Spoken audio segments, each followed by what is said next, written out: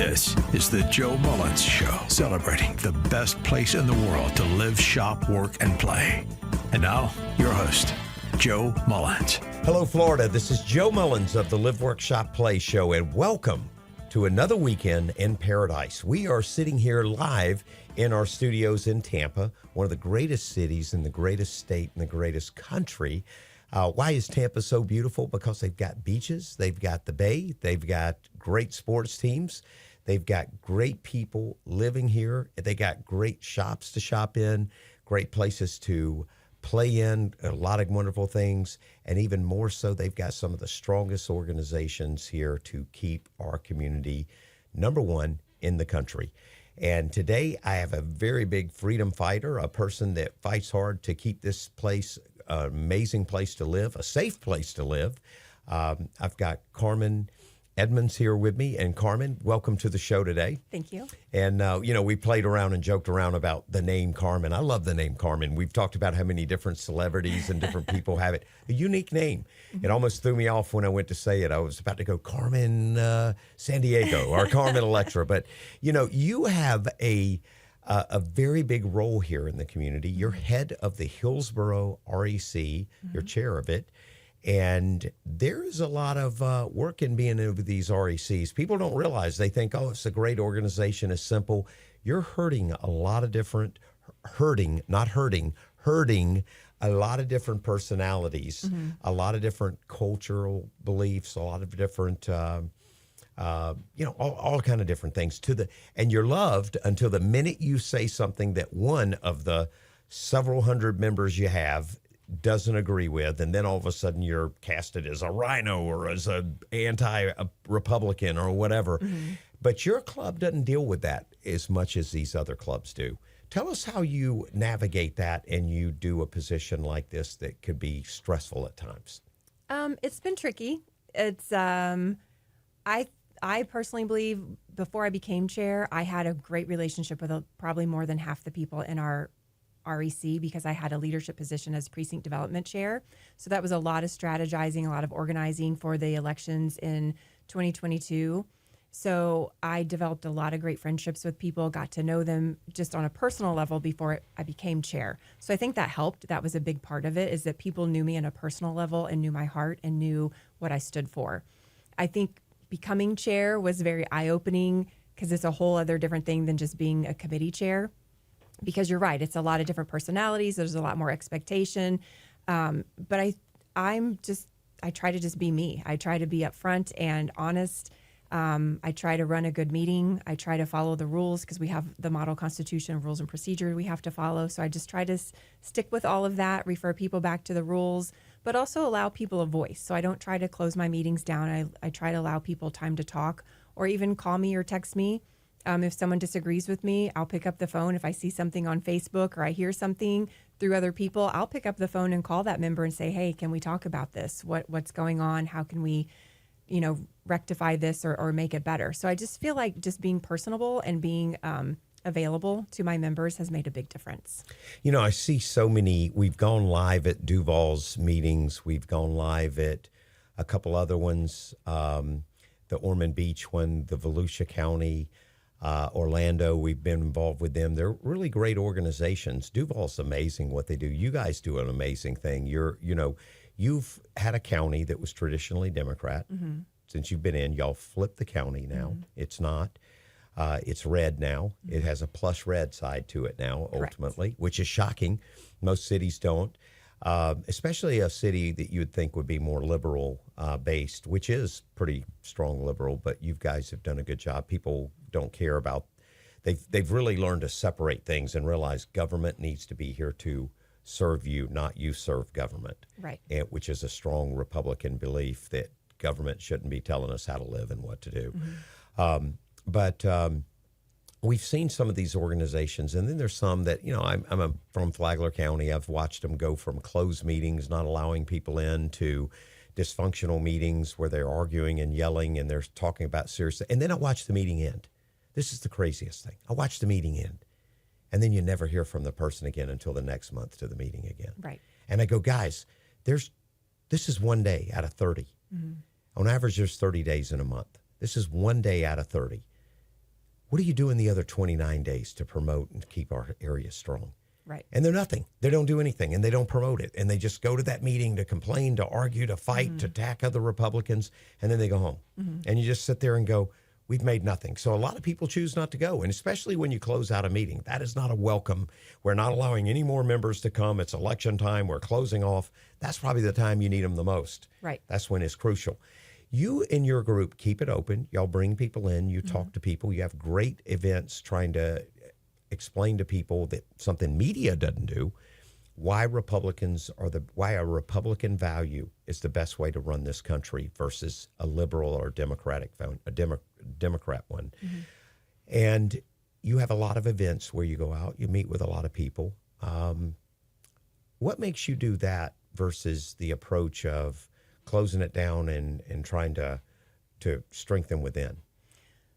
Well, I think the whole mission statement of your local REC, the Republican Executive Committee of your county, the whole mission statement is to get Republicans elected.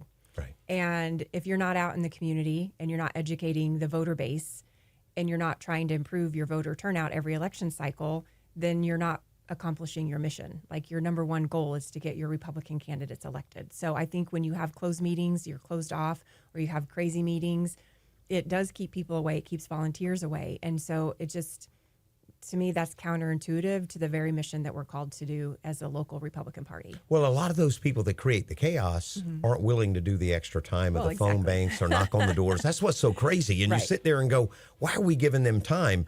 I've watched it in Flagler County. I've watched it over and over. They create that and then they leave. And I love the chair. He's a great guy. He tries a good job, but I wouldn't want his job. I just sit there and go, there's no way I'd want this job. It's total chaos. And it shows in the elections. And that's a county that's predominantly red. And when I say it's a plus plus county, but they still struggle and they run people off. And a lot of people just say, look, we don't want to get engaged or involved. They had the CFO come in recently. He turned around and said there's $59 million in overspending in the county. What do? They turn around and start defending the local. Instead of going, listen, that we may be needing to focus on that more, which you and I agree.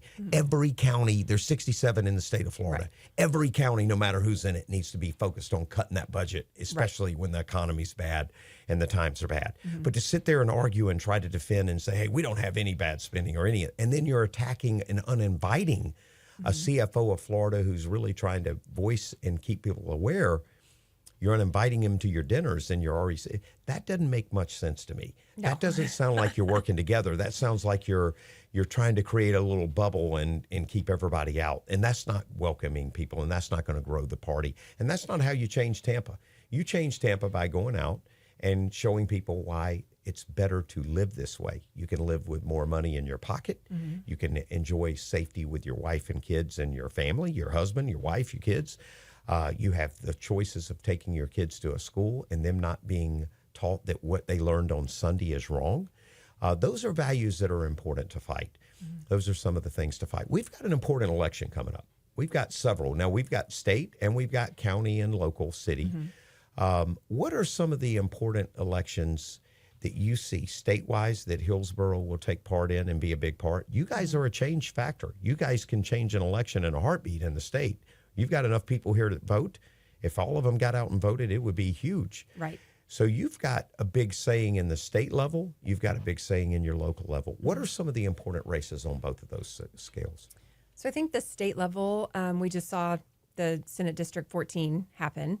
And I think because Lieutenant Governor Jay Collins had that. It was a D+5, but the governor really got behind him in that Senate race and really put a lot of money into that. And to Jay's credit, he worked that district really hard. So he won that, and unfortunately, we just lost it. But I think it goes to the fact that when Republicans get out and vote, it doesn't matter if it's a D+5 or a D+2 district. If Republicans get out and vote, just like Trump said in 2024, it has to be too big to rig. And I think Republicans, we can sometimes get lazy thinking, oh, we got it. We're in charge. Trump's in office. DeSantis is in office. So I think sometimes we get into that lull and we think we don't really have to show up. But I just want to encourage every registered Republican, doesn't matter if it's for dog catcher or governor, every Republican needs to get out and vote every single election that you have and then vote all the way down the ballot, because 2 years ago, we lost a really important school board race by 8,000 votes, but it's because it was undervoted. People didn't vote all the way down the ballot, and we had a chance to flip a Democrat school board seat, even though they're nonpartisan. But it was a Democrat-leaning, nonpartisan school board member to get in a conservative school board member. So that's some of the things that people really need to pay attention to is just getting out and voting. You have to get out and vote every single election cycle if you're a Republican to beat the Democrats. And even in Hillsborough, because we're about 22,000 more registered Republicans, that doesn't matter because we have about equal amounts of non-party affiliated Democrat and Republican, and the non-party affiliated could sway one election one way or the other. So I just think Republicans have to keep that in mind here in Hillsborough is get out and vote every. So we've got Senate District 14.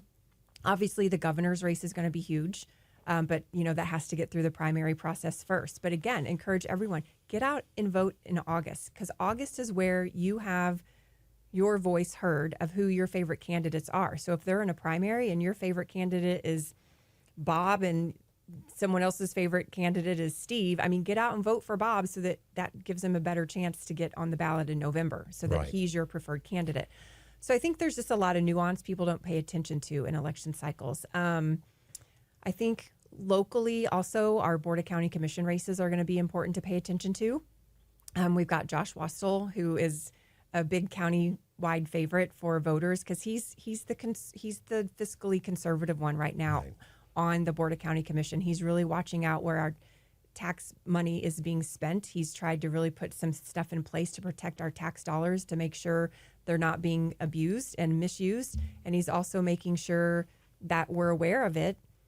And he's trying to put, things in place to protect us and make sure the infrastructure is getting done and all of those things. Those things are big enemies, though, of the press doesn't like it because he basically is bringing the truth out. Right. Other elected officials don't like it. I served as county commissioner, and I was very much, I said, listen, we're going to do what the people need. We're going to fix infrastructure. We're not going to be manipulated by people. And I became an enemy of the press. The press didn't like it. And some of the other commissioners, what shocked me is I expected the press to attack me. I wasn't shocked with that. I expected that, and I was ready for that fight.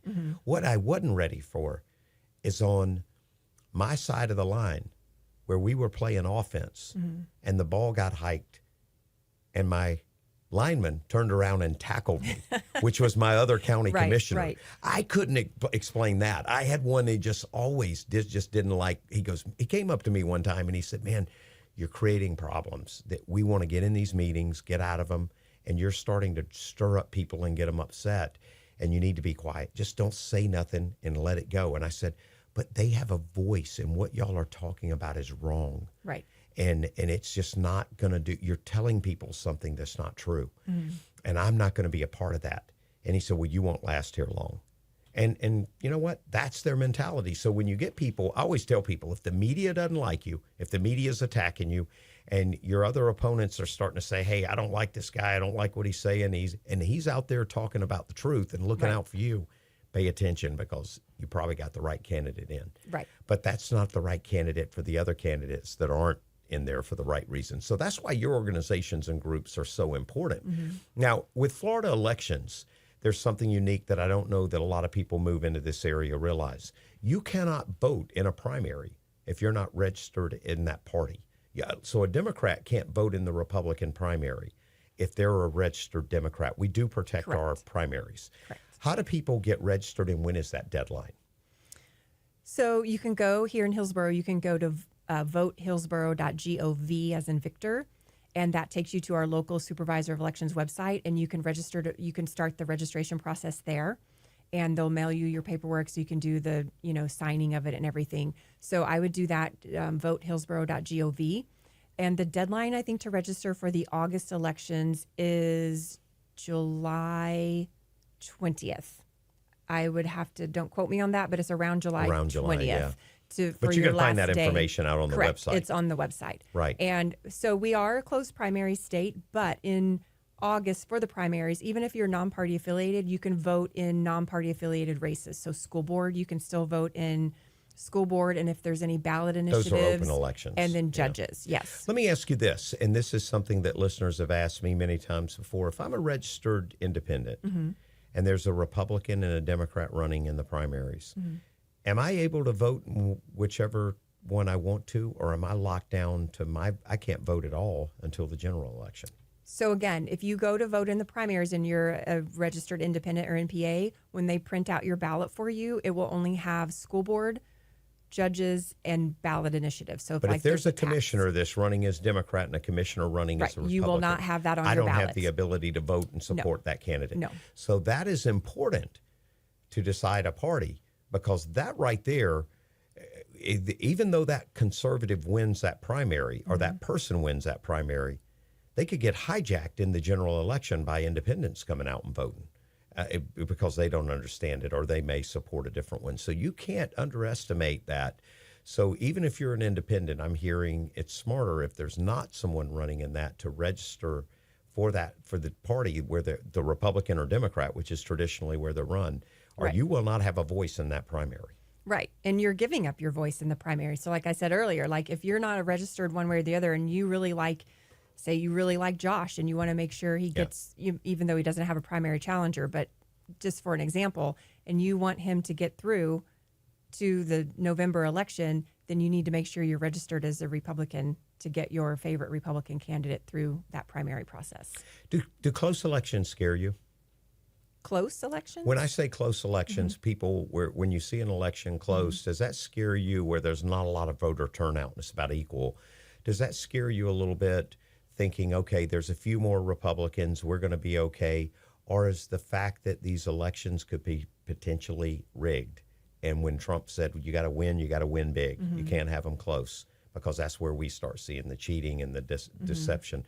I looked at Georgia one time, and I thought about this. Florida has 67 counties, all right? If you take 100 votes, that's 6,700 votes throughout the state of Florida. If you take Georgia, which has 160-something counties, so quite a few, 160 counties, and you take it and shift that vote by 1,000, you're talking about a substantial change in the presidential election back then. It was like 10,000 votes. So if you manipulate each county, and this is what I was saying, if you take a place like Georgia, who has a lot more counties versus Florida, and you manipulate each county by a few hundred votes, you could sway an election. So the cheating that they were talking about happening was so minor in the county didn't pay attention to it. They called it the margin of error. Right. But when you put the whole state together, it sways an election that's close. So that's what's scary about it. So our elections that you guys have come out and had and promoted are waking up people to realize, get out and vote. This isn't something you want to win by one vote. One vote will put you in that seat. Right. But one vote manipulated by 8 o'clock the next morning, you could see a whole change in the election, which we saw for the first time with Trump's 2020 election. Right. We went to bed and he was leading, and we woke up and it was a whole different world we woke up into. Right. I kept wanting to go back to bed. I was like, I'm going back to bed and wake up again, and maybe this didn't realistically happen. But those are important things that your organizations and those clubs are doing. What are y'all doing to watch to make sure that that's not occurring in Hillsborough County? Well, there's only, I think, for any county, there's only so much you can do to watch, because you've got the automated machines, right? The mail-in ballots, which they do curing of mail-in ballots, and so there are groups that go in and watch the curing of the ballots. But it's like you have to be 45 feet away. I mean, so there's still other things. Florida does have good election laws and probably some of the best in the country, but I still think there's some things that we could really shore up to even make that better. I think on a national scale, there's going to be more and more coming out. Like if you're following different social media outlets, there's different things that I think will come out in Georgia on the national level. I think they're just waiting to kind of get there and expose all of that. But I think at a local level, one, we need poll watchers and poll workers. My election integrity group, they do all the training for poll watching, and then poll working. You do get paid for it, but we're about 300 Republicans behind the Democrats of people signing up to be a poll worker. So I think just having eyes and ears at all of the polling places really cuts down on anything that could potentially happen. I know 2 years ago, people showed up to vote in Temple Terrace at a specific location, and it was in the primaries, and they were a registered Republican, and they were told by the poll watchers or poll workers, oh, this is only a Democrat election. And so you even have stuff like that Well, going on. and there's so much manipulation when you go in. Yeah. So the more Republicans that we can get activated, either poll watching, poll working, signing up to cure ballots or however that works, just eyes and ears everywhere is one thing that we can do to make sure that is reduced. I've watched these elections where I've seen Democrats sit out there and tell Republicans walking up they had to shut down the election for a minute or the poll. And they listened and they walked away. And I'm going, no, this is not true. Mm-hmm. This is not true. And they walk away and do that. So we've seen so many different things happen. But those things need to be reported. They absolutely should. So there's attorneys always on hand. And here at Hillsborough, every county should have it. But we have attorneys on hand and we have our election integrity team. And we've got a number. We'll have it posted on our website during election time. So if any nefarious thing happens like that, they can go to the poll watcher and let them know. And they've got that number and they can step outside and call.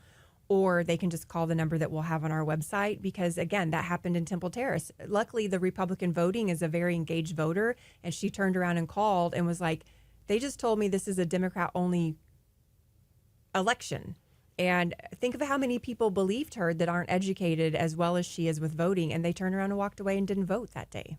Carmen, we have a very special guest with us. We have just walked in the door, the CFO of Florida. Mm-hmm. I would love to have him come on the show. I'm going to reach out to him and see if he can come in. And you know what? Here he is coming in. We've got CFO Blaise.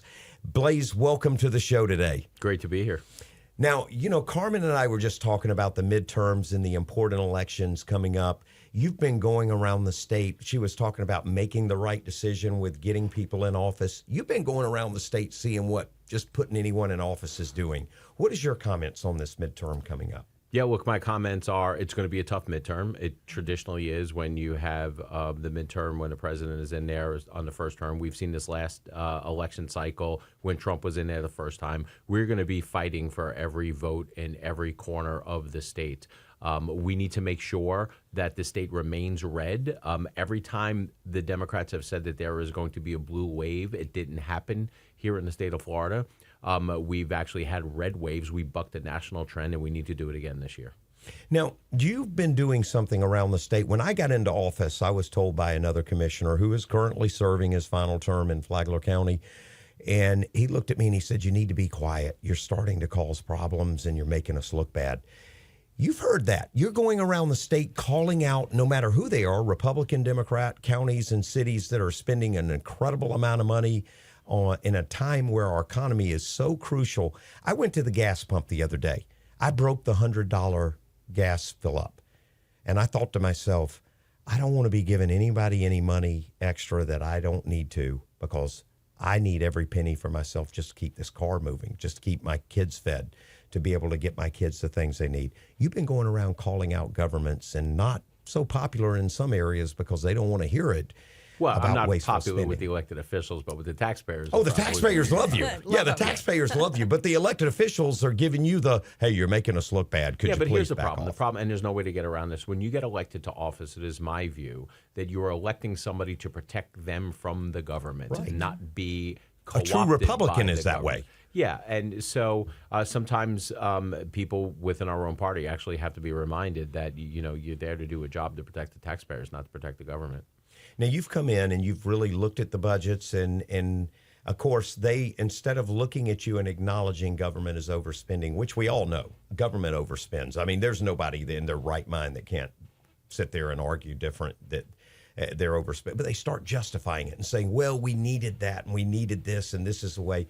You've called them out on it and you've brought that to attention. And instead of looking at you, to me, common sense would be to look at you and say, hey, let's get together and let's see how we can cut spending and make the people whole for the state and the community.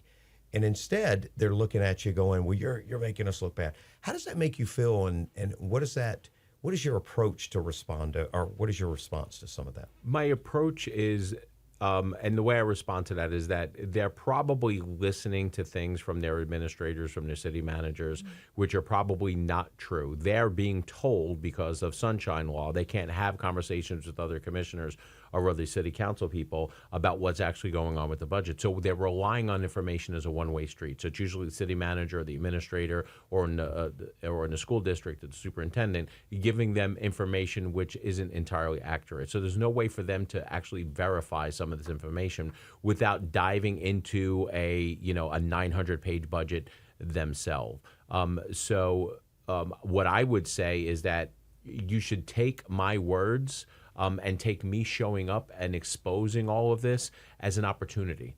Don't look at me as an adversary. Look at me as an ally, because as Republicans, especially in deep red areas, your job is to keep government small and accountable and tax less. So you should be using me as an excuse to lower the millage rate even further the way you wanted to do, and not listen to the administrator. Because at the end of the day, your job is to listen to the taxpayers, not to the bureaucrats within government itself. Now, Carmen, you're in the field here in Hillsborough. You're seeing everything happening and going on. What are the voters, or what are the members of your organization and the voters saying? Do they like this form of government coming in and challenging local governments, or do they feel like it's an invasion into their little bubble where they can spend whatever they want to and do? I'm not talking about the elected officials. We know what they're thinking. They don't like their budgets being cut, and they don't like accountability. What are the residents and the voters saying? They love it. They love it. It's what we talked about earlier with Paul Renner of affordability. Affordability is one of the number one issues right now going into elections. And the biggest complaint is every American citizen has to live on a budget. And if you can't afford the way you're living, then you have to start shaving off some of your expenses and some of the non-essential things. And we're all held to that. We can't just go borrow. Well, you could, but it's not very good common sense. And so I just think sometimes governments, even unfortunately, Republican-led local governments, think that it's monopoly money sometimes, and they can just spend it however they want to. And again, it goes back to infrastructure. I know here in Tampa, we're having the issue with the Rays Stadium, and they're trying to use some of our CIT money and property tax money to make that deal with the Rays. And it's a huge issue. Taxpayers want infrastructure. They want. Here in Hillsborough, we're 30 plus fire stations behind where we need to be, especially in East County. People want public safety and the transportation and sidewalks above anything else. We don't need a baseball stadium funded by taxpayers. I just want to double down on that. I personally think that most taxpayers just want government to be efficient with the money that you're giving them. And when they become inefficient and they cause problems, and you can see visually not when government is not getting the things done that they're supposed to be doing in a normal course of business, and then they sit there and say they don't have enough money to get stuff done. I think it's offensive to people, and Very people much. get very, very frustrated. Now, when you're in a local community, if you're talking about a small city or a county, a small county, or even a larger county such as Hillsborough County, most of the taxpayers, especially the business community, know the commissioners personally, so they do not want to call them out. So that's why the taxpayers really enjoy someone else coming in and say, hey, you guys are doing way too much here, taxing way too much, and you're not doing enough with the tax dollars. So it's hard for them to have that conversation with their elected officials, but they are enjoying the fact that somebody was actually calling them out. Well, Blaise, there also is some concern that if I speak up and say something, I'm going to be punished by that local government. I'm going to have inspectors come by. I'm going to have people coming by zoning. Some of these communities, especially like my county, I'm from Flagler County. It was set up like a big giant HOA. So there's a lot of government intimidation and pushing. And then you turn around and get an area. I've always said this. I think a county of 100,000 people should be one government, not a county and a city. They should consolidate, if anybody should, instead of having multiple commissioners and multiple positions. But then you turn around and look at 100,000 people who are paying a water bill, and this is something I brought up in our community. Their water bill, they go, well, our water bill is higher than most counties because we don't have as many people here. Then you turn around and look at Orlando, who has a lot more of the population, and I know people that live in Orlando. My girlfriend lives over there. Her water bill is a fraction of what Flagler County's is. And I say, well, listen, Orlando has millions of people, their water bill's lower, and yet you have 100,000 and your water bill is almost, triple the size. And it's because of the inefficiency they're running these water facilities at. They're not putting money back into them. They're deferring it. They're building water parks, not water, treatment plants. And they've just been ran improperly so long. When I got elected, Flagler was one of the worst in the state. But I looked up and I said, this is 100,000 people. How do we have these budget issues? How do we have a budget that's as big as some cities that are 10 times the population? It didn't make sense. And as I went into it, we saw a lot of government spending in areas that shouldn't be happening. We saw a lot of waste. And people were screaming they wanted to see that. But it is intimidating when you're local there, because you're told you're going to get pushed out. You're going to regret saying this. You're creating a problem. So it really is refreshing having someone come from the state level that they look up and go, well, we just don't like what you're saying and agree. They really have no push. You have no agenda. Way. So the thing is, there's no way they can disagree with it. Right. And if I remember these numbers correctly, Flagler County's budget in 2020 was $94 million. In the year 2025, 2026, it was $204 million. Organically, if you take $94 million and you increase it for inflation and population, the inflation number I think was 25%, and the population number was 27%. So those add up to 52%. So the budget should have organically grown under normal circumstances by a little over half. And when you see how much they actually spent, that's where we come up with that I was in number. office in 2019. I complained about the $90 million. And I said it's way over. And we had to build a new sheriff's facility. We had to go back and fix a lot of problems that the prior government didn't address. And I said we're way over. I look at it now, and here it is 4 years later. 4 years later from the time I went out, and they have doubled and more than doubled. They've grown it like 119.8%. Unbelievable. And yet I live there. The roads are still a problem. The flooding's still a problem.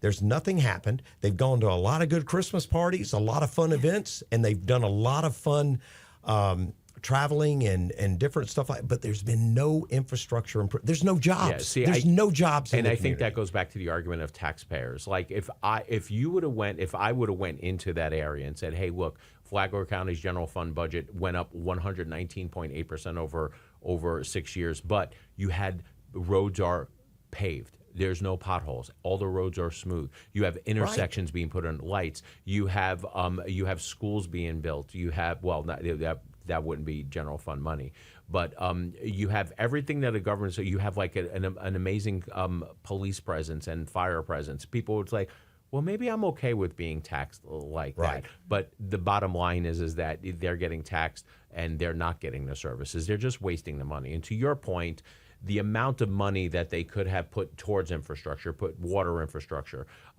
storm sewers, hardening of buildings. And it went to, unfortunately, bureaucrats that they're just going to wind up having to pay legacy costs, and it's going to continue being a strain on taxpayers. Well, this is all fun and games, but when you see them doing it and you're laughing, going, "Oh, they're getting called out." But let me remind the listener, and I just want you to think about this: when you drive up to that gas pump, and you have to cut your gas off at 3/4 of the way because the price is going out of the outrageous. Those are some things local communities and states can do. They can help cut back on that gas tax. When you go to get your child braces and you realize you don't have the money to be able to afford to put braces on, because if you don't pay your property taxes or you don't pay your water bill, your utilities are going to get shut off. That makes you wake up a little bit about the excessive spending. When you go to make a decision that you want to, and we're all families. We have families in this community. Even if you don't up there, you got grandkids in Flagler, you got people that live there. When you go to make those expenses and you realize your budget, you have to live by a budget. You don't have $90 extra million you can go spend on something. That becomes real to you. You start impacting your family so somebody can sit in office and somebody can be running these governments comfortably and laughing and joking and cutting up. That's when it hits me. And I've watched it as an elected official. I've watched them do it. The general fund, I've not liked that since the day I got in office. I was told it's a great way to stick money in a plot and you can use it anywhere you want to. And the government, you can deceive them, mislead them. I watched the county do it with COVID money. They allotted it for public safety. They allotted it for drug epidemic with the drug opioid abuse.